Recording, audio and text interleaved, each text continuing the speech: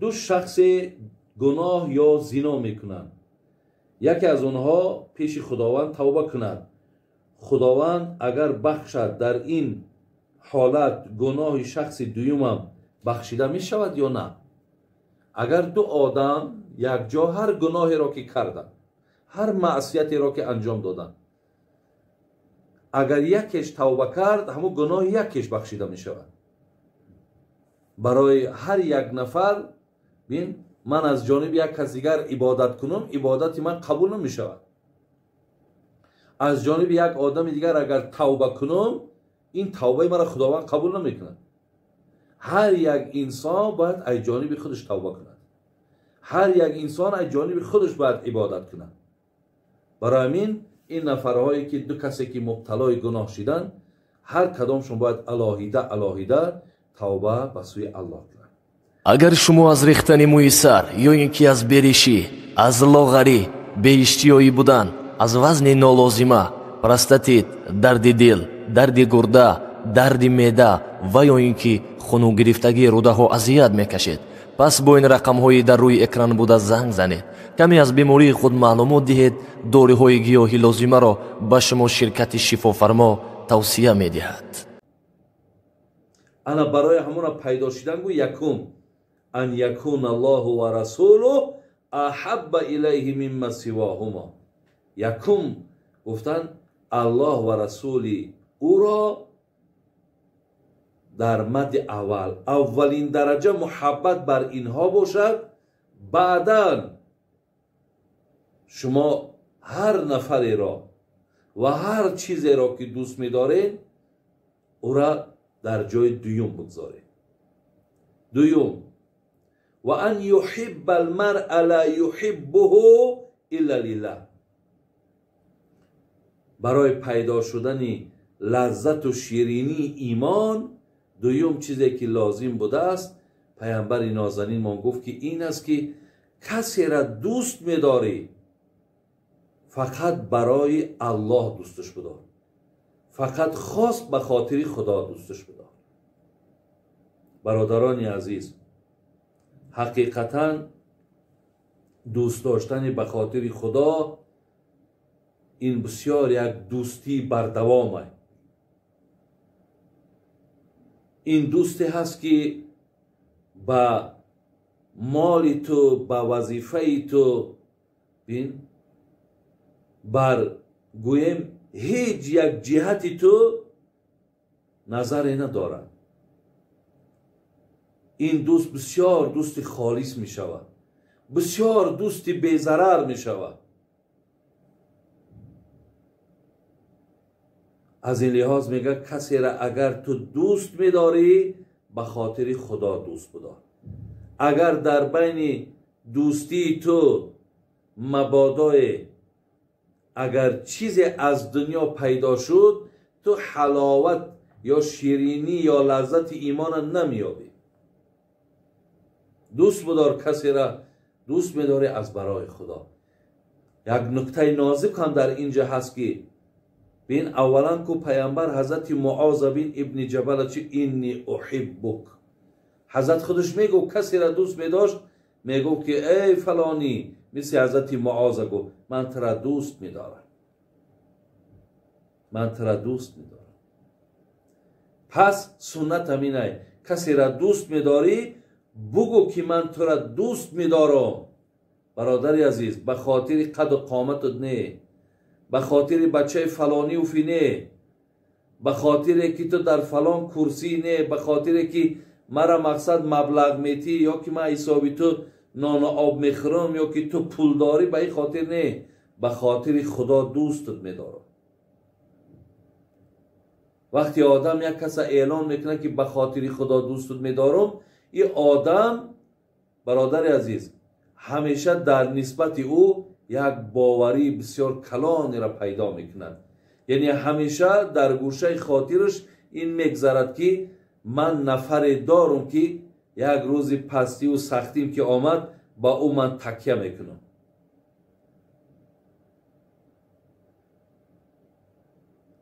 برای همین برادران عزیز، دوست داشتن از برای الله هم بینید که لذت و کیفیت ایمان را تو پیدا میکنه. دیگر بزرگی همین دوست داشتن از برای خدا چیه؟ میگه روز قیامت الله را ببینین، خدای مهربان صداد میزنه، فریاد میکنه این المتحابون فی جلالی. بین اونهایی که در دنیا یکدیگر را به خاطر من دوست داشتن، مقصد قدم به پیش بگذارین، بیاین نزدیک من بیاین. برای چی؟ برای چی اینها را فریاد میکند خدای مهربان؟ برای چی اینها را از بین خلق جدا کرد که کسانی که در دنیا از برای خدا مرا دوست می‌دارند نزد من بیایند؟ برای چی؟ میگه الیوم اذلهم فی ظلی یوم لا ظل الا ظله.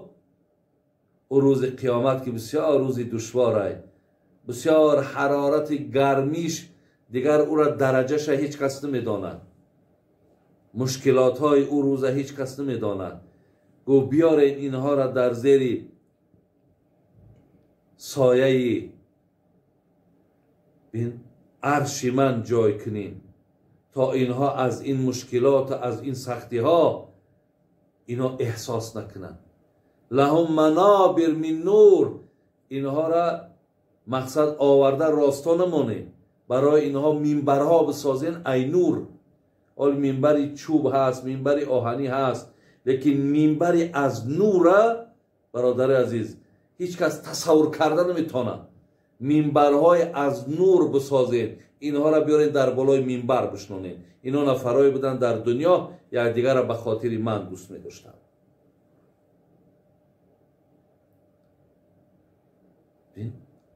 سیوم چیزی که برای خواهرها و برادرات برای لذت ایمان، کیفیت ایمان پیدا می شود چی بوده است؟ سیوم شب پیامبر نازنین گفتن که در و ان یکره ان یعود فی الکفر بعد ان انقذه الله من کما یکره ان یقذف فی النار. پیامبر ما گفتن که سیمش این که وقتی که یک زمان تو جاهلیت داشتی، جهل داشتی، یک زمان مقصد ناسپاسی داشتی، دور بودی از یاد ما، از فکر ما، از ذکر ما، اکو زمانی که تو توفیق پیدا کردی، میل پیدا کردی، محبت پیدا کردی، وقتی که در تو بازگشتی به همون جهالت تو نادانید، آنچنان زیشت در نظر نمایان شود که چگونه یک آدم در آتش میپرتند چقدر ناراحت میشود، بازگشتی به سوی همون نادانی و جهالت اگر ترا ناراحت کند، انا اینم برای تو کیفیت و لذت ایمان پیدا میکند. من اینا در پیش از سوال و جواب ها برادرها و خواهرای عزیز برای شما یعنی مفصلا بیان کردم. چیزی که در همین حدیث پیامبر نازنین ما بود من با پررگی به شما گفتم. خدا کند که هم پایبند شدن این سه چیز و هم پایبند شدن آن سه چیزی که با برای مخصوص پیدا کردن محبت پیامبر برای ما و شما عطا کند الله مهربان، و خداوند همون لذت و همون شیرینه و همون کیفیت ایمان در ما و شما پیدا شود. حالا بین یک لحظه همون کیفیت لذت همینه که حاضر اگر برنامه ما 1 ساعت هم که رود و شما با دقت گوش میکنین، برای که همون لذت یا کیفیت ایمان در شما هست. یا ای که اگر تو در یک قرآن خواندن در آمدی دیگر بطاقت نمیشه، بلکه خواندن میگیری، ورق زده خواندن میگیری. یا اگر در داخلی نماز در آمدی چقدر مثال تو با حضور دل میخوانی. انوا همش معنای او است که در تو کیفیت و همون لحظت ایمان هست. خدا توفیق تون تیاد. میاییم به سری سوال هایی که در پیش منم.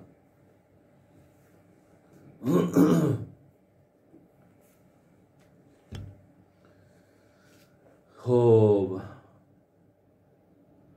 سوال دادن که آیا همه پیغمبران عرب بودن؟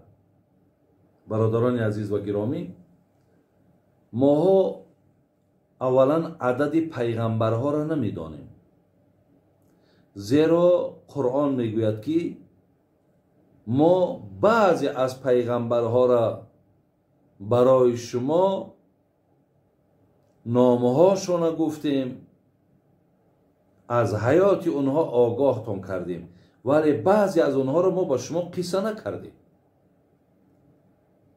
زیر لحاظ اولا برادران عزیز، عدد پیامبر از نزد خداوند تا پیامبر آخر الزمان عددش معلوم نیست. فقط چی مقداری باشند، چند نفری که باشند، ما به همه اونها ایمان داریم. همگی در قرآن 25 نام پیامبر یاد شده است. 25 پیامبر. باقی اونها را خدا گفت آلی من برای شما مقصد از نام اونها و از زمان اونها برای شما آگاه نکردم. ولی چند نفر همین پیامبرها عرب بودن، ما حدیثی که صحیح گویم از ابن حبان از با روایت حضرت ابی ذر غفاری می آید، میگه 4 نفر بودن. یعنی 4 نفر از همین پیامبرها، اینها از زمره بگیم یا از یعنی ملت عرب بودن. یکی حضرت حود، یکی حضرت صالح، یکی حضرت شعیب، یکی حضرت محمد صلی الله علیه و سلم. دیگر حدیث ها هم آمده است. 5 نفرش هم گرفتن که نام حضرت اسماعیل علیه السلام، گفتن این هم از زمره عرب ها بود. از این لحاظ این حدیثی که مقصد من در اول برای شما خواندم که 4 نفر اینها عرب بود، اگر چنده که در 5مش گویم حضرت اسماعیل هم اختلاف ها هست، ولی انامین حضرت حود، حضرت صالح، حضرت شعیب و حضرت محمد صلی الله علیه و سلم، اینها ملت چون عرب بودن. دیگر باقی مانده اینها از همون گویم بنی اسرائیل بودن، یعنی از ملت یهود بودن.